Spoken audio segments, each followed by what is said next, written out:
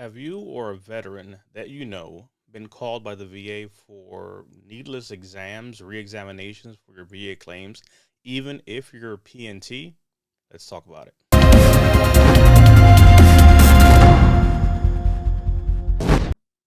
DP here with VNCC, and today we are talking about needless exams, unwarranted exams that are being called for veterans by the VBA. Specifically, looking at an OIG report that came out a few days ago. How long ago? March 16th, 2023. Veterans still being required to attend unwarranted medical examinations for disability benefits. This is for veterans who are not PNT and veterans who are PNT. So both are affected. You get rated, a period of time should pass. Is there improvement or no improvement? How does all that work? Let's take a look at it because this is one of the things that we keep hearing over and over, even with veterans who are PNT. So, what are some of the findings? Let's take a look at it. And I'll link this report as well in the description of this video so you'll be able to find it, or the link in my bio. So here's a quick summary. Again, just going to give you the highlights. Really want to get your impressions on this. But in this report, in the report of the OIG, estimated that during a 6-month period, now mind you, this is referencing a 2018 report. So just to focus on that. In 2018, they realized that the VBA staff did not consistently follow policies to request reexaminations only when necessary. In that report, the OIG estimated that during a 6-month review period, unwarranted reexaminations were requested by VBA claims processors in 37% of cases, costing about $10 million. And if they didn't mitigate this over 5 years, they expected about $100 million to be wasted in unnecessary reexaminations. So fast forward to 2023. Let's see where we're at. And again, highlight some quick points here. They're breaking down rating specialists, claims processors, the rating criteria, and all the people involved in that process. Here's what they found. Rating specialists erroneously established reexamination controls. So, VBA stated policy is to request reexaminations only when they are mandated by law or necessary before reducing an evaluation. Every effort should be made to limit cases in which reexaminations are requested. Crazy concept.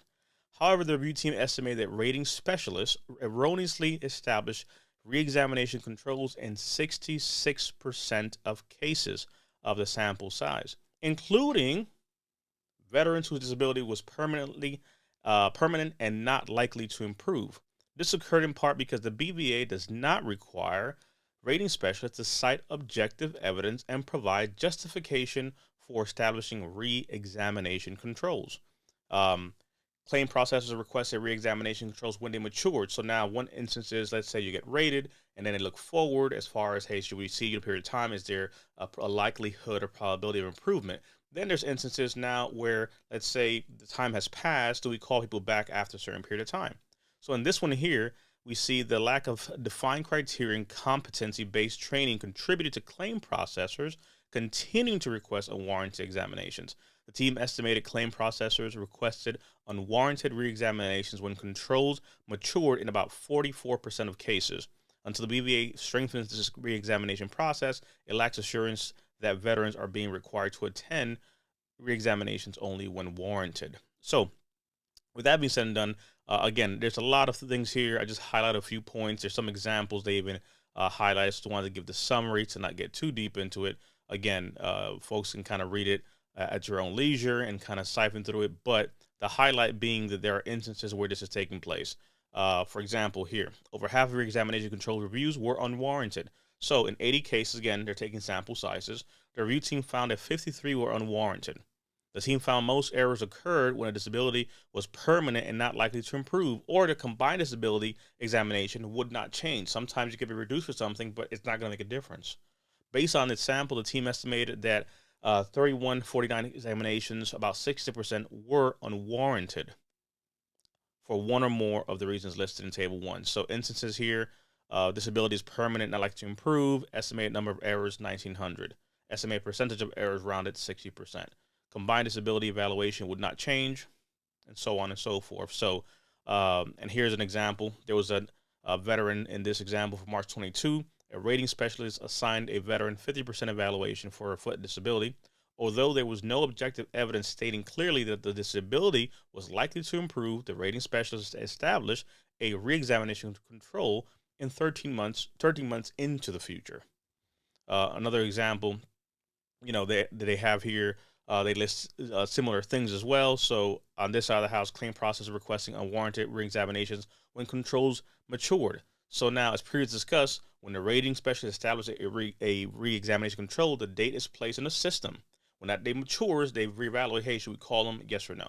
So in this case here, the team found most errors occurred when either the medical evidence was sufficient to continue disability evaluation without reexamination, or the disability was permanent and not likely to improve. And based on this, instances where medical evidence was sufficient and they still called folks in. So, and then to give a bunch of examples here that, again, you can kind of look at. Overall, the VBA did not ensure claim processors were sufficiently trained. Shocking surprise on that side of the house. Bunch of recommendations. We're going to do better. We're going to fix this. We're going to implement that. At the end of the day, here's the question. Has this happened to you? And if so, let me know in the comments, what are your thoughts? I bring these things up mostly because we have to begin the process of keeping these officials accountable. We're being called at times for needless examinations, wasting needless money for no reason at all, creating undue stress for veterans who at times are permanent and total. So this is the news. This is what's happening. If it's happened to you, let me know in the comments. What are your thoughts? Do you think they'll get it right? 2018, they found some errors. 2023 were some errors. Maybe they'll fix it here with the new recommendations. Let me know your thoughts.